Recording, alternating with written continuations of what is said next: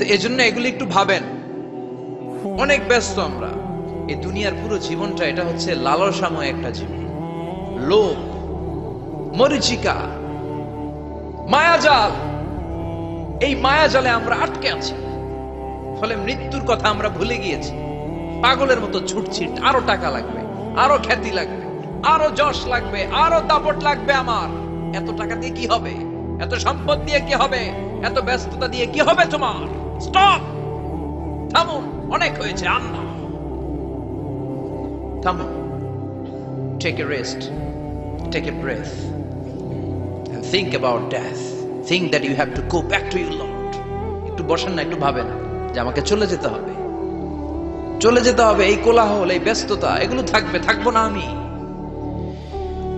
সাইয়েদনা ওমর ফারুক বলেছেন, মুতু ক্বাবলা আন তামুতু, মরার আগে একবার মরো। হাসিবু ক্বাবলা আন তুহাসাবু আলাইকুম, তোমার হিসাব নেওয়ার আগে